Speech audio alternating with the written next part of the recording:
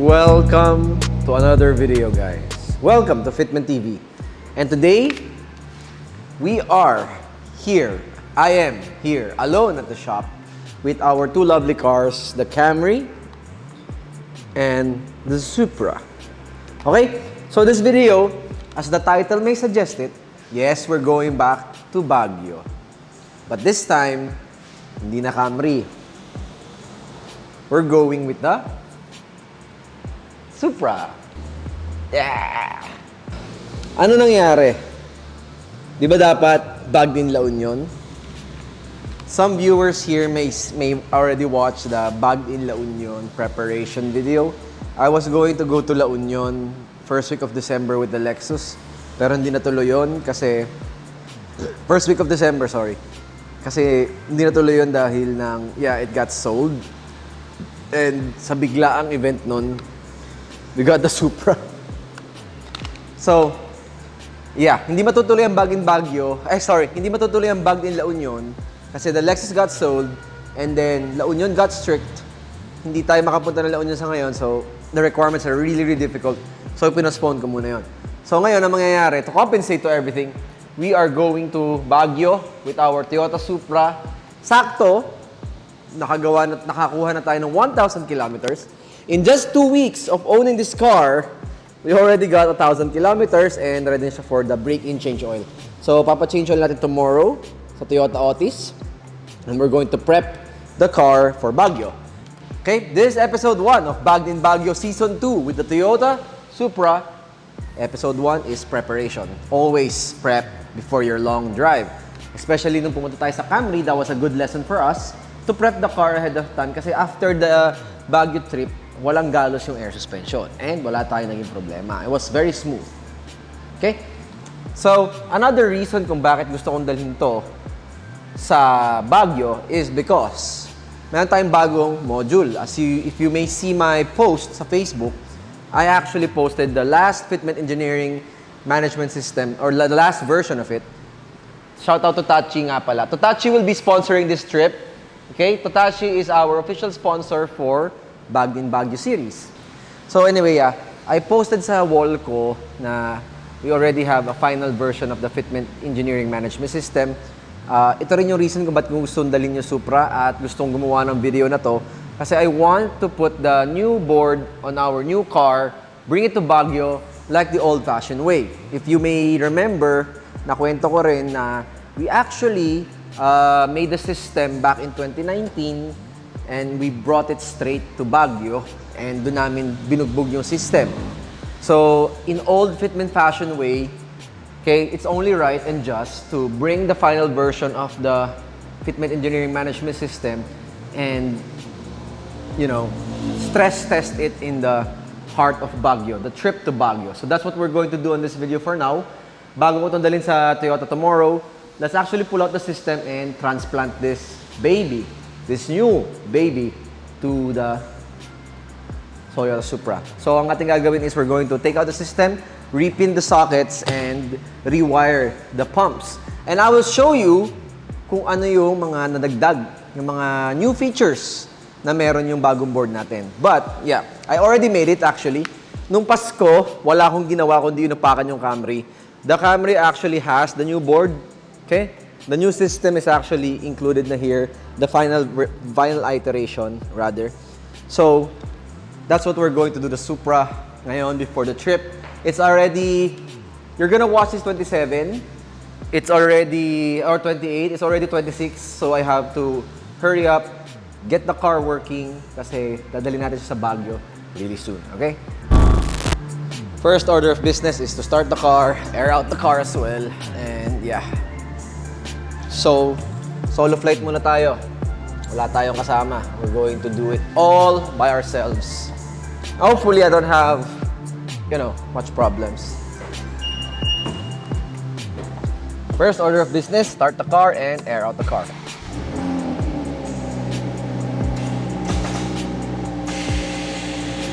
So we're removing air kasi I'll be pulling out the system.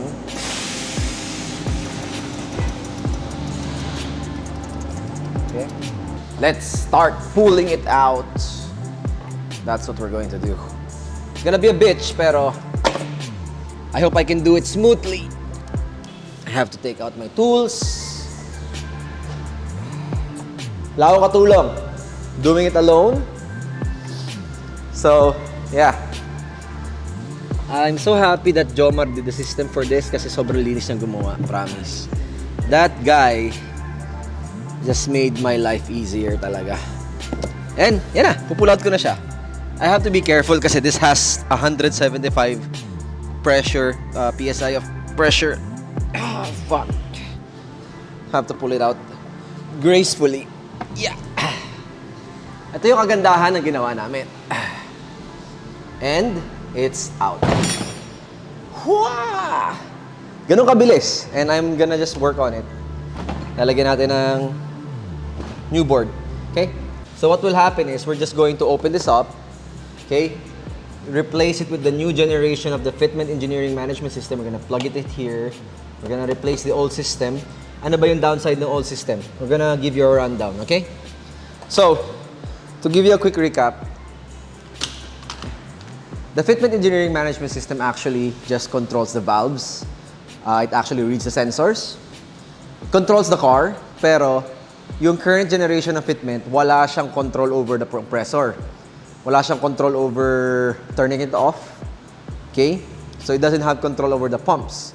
I actually wanted to integrate that a long time ago, pero I needed to do some testings muna. So, what we did ngayon is we added the internal timer. Okay? We added a compressor control. You can now select between compressor 1 or 2 or compressor 2. I mean, both compressors on. You can select your max pressure. So you have an internal pressure switch na. So that's good. And then you have a low voltage protection. Meron siyang voltmeter. And everything's, you know, solid state na lahat. Yun yung nangyari sa bagong board. To give you an idea, okay? Sa mga ano na to sa mga maalam sa electrical, nagkakaroon pa kami ng external timer. As you can see, that's our timer with a 3D printed case. Nagkakaroon pa kami ng external timer to, you know, prevent the car from starting the pump pagkasusi mo. And then we have an external relay pa. Itong dalawang to para sa pump. Ito ay para sa timer lang. So, mawawala na to. Gamit ito. Yun yung kagandahan sa system na to. And yeah. So basically, the last generation of the Fitment management system is almost a replica or a direct 1:1 function copy or function clone ng airlift performance. Basically, kung ano yung meron sa airlift performance, we actually took the good and removed the bad. Yun yung ginawa ko. Bakit airlift? Kasi yun na yung huli. Yun na yung huling benchmark na pwede ko paggayahan. Si AccuAir kasi yung pinakauna kong ginaya. And then, yun. The rest is history. We're actually borrowing features from them kasi it actually makes sense. They have compressor controls. They have sensor tools, which actually we added already. They have, you know, they have supervisory control over the whole system. And that's what actually, in summary, yun yung meron tayo ngayon sa mga kotse natin na ngayon with the new generation. So, yeah. If you would excuse me, I will actually work on it muna. So, this is just my juice. Okay, juice yan. And some snacks, okay? Alright, have to work. It's quite late. Okay, so we're just going to, you know, fast forward a few shit. And then, yeah, see you later. So, some of you may not know, I actually do the electrical work dati, nung wala pang mga boys. Okay? I do all of the electrical work. So, cheers. Cheers for a wonderful year sa inyong lahat. So yeah, I do most of the electrical work. Dati yun. But after the boys came in, I actually focused on, you know, I focused on something else like advertising, YouTube. I actually focused my energy on a lot of things na mapapabilis yung trabaho ng boys. Streamlining everything. So it's just nice to, you know, come back to my roots and just actually work on the car myself. Alam mo yun? It's been a while since I actually worked on my cars because we have the boys for that. But they're on holidays, so I have an excuse to, you know, mess with them, mess with the system and everything. I hope you like this type of videos. na akong gumagawa mismo. I usually do time-lapse pag ganito, pero I don't have... well, andito naman yung GoPro, tinatamad lang ako mag-setup, so sorry about that. I love to code. Coding, the logic of coding is just beautiful for me. And I actually got, you know, really good at it. Okay? Coding is something na ginagawa mo through time. It is not something you do agad-agad. It's something over time na dina-develop. The skill of developing your coding skill is directly relative to time. If you can code for a long time, you will get very fluent. It's like a language. Literal. Parang nagsasalita ng ibang lengguwahe. You have to talk to the computer, tell the logic, and yeah. I am very technical, guys. I am very technical. Behind all of the YouTube shit, I do a lot of engineering work talaga. I take it seriously because this stuff is just beautiful for me. It's the kind of passion project na makikita mo lang kung talagang alam mo yung ginagawa mo at kung trip mo yung ginagawa mo. Okay? So, anyway, I think it's gonna get too long. Okay? I think it's gonna get too long if we actually record everything. So, I'm just gonna fast forward. Okay? Then I'm gonna go back when I'm installing the system. Okay? See you in a bit. Alright. With the power of editing, we are done. Nakapaglinis na rin ako. Wala na masyadong kalat. And the system is back. And I also packed some things. Okay? Nakapake na yung gamit natin. We have Elmo there on the top. Hindi ko pa sinasarahan kasi I need to do some tests. So, we have the system back. So, ano bang meron? Ano bang bago? Explain mo nga sa akin yung bago. To explain it further, okay, we're going to engage the pump muna para marinig nyo. So, ayan. It's gonna start. Bang. Alright, so you hear it, right? So, for better clarity, let's actually put you here. Right beside. So, you can actually hear the compressors working. So, with my settings tray, we have a new tool called compressor tool.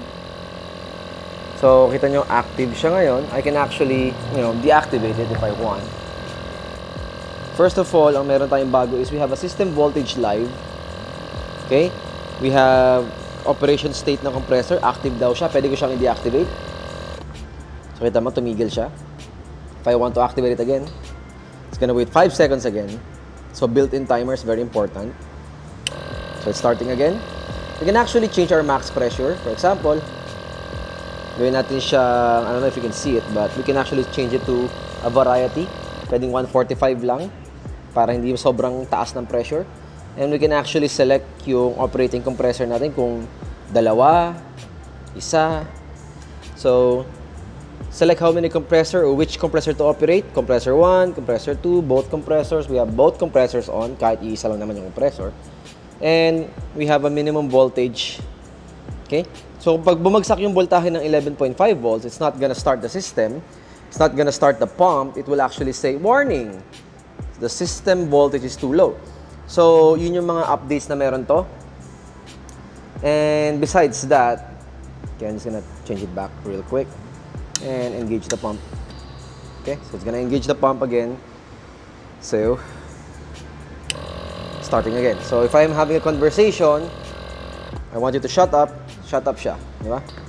Pero, yeah, that is the third generation AMS. The final generation. Bakit final? Wala na pwedeng gawin eh. There's nothing more we can add kasi yun na yun eh. That's it. So, that being said, okay? I'll see you guys tomorrow and let's bring this car to Toyota Otis for change oil, and then, yeah, let's pack our things for Baguio. I'll try to snip this all in, quite a decent amount of video. Pero, that being said, this is the prep, okay? And, yeah, enjoy. See you guys tomorrow. Let's actually bring it to Toyota and change oil natin, and then let's do some final prep. I have my things here, pero I still need to do some check, and then we'll be ready for Baguio. Okay? So, I'll see you guys tomorrow, okay?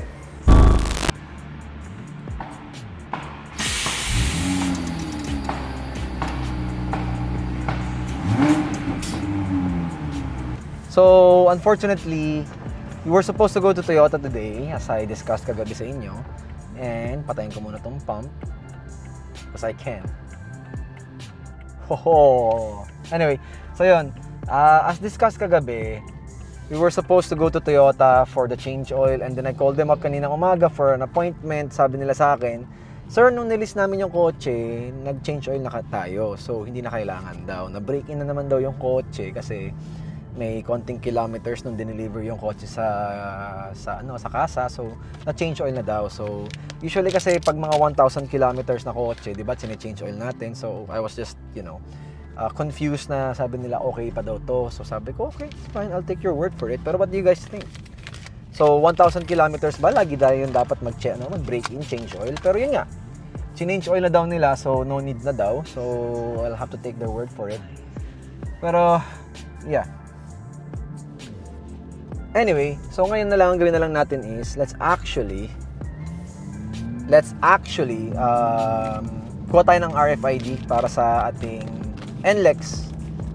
So, yung trip natin our trip to Baguio, smooth. Kasi wala pa tong NLEX. SLEX lang to meron na RFID. So, we can actually do that now. And then, let's actually final prep the car. Yun na lang kailangan natin gawin. Na-check ko na naman ng pang-ilalim. It's a fairly new air suspension build. So, literally, lahat ng mga pang-ilalim natin nakahapit pa. And you saw, kami naman din ang gumawa nun ni Anton sa likod.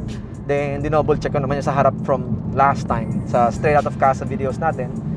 So, the only thing we need to do and check is actually double check our spare parts, items natin, kung tayo ay kompleto for a good long drive. So, for now, let's actually go to the nearest NLEX installation area. So, I think the nearest will be on Calax sa may Santa Rosa. So, yeah, that's going to be our agenda for today. And pwede naman tayo sa may trip sa Tagaytay. I don't know. Let's see. So, see you guys there.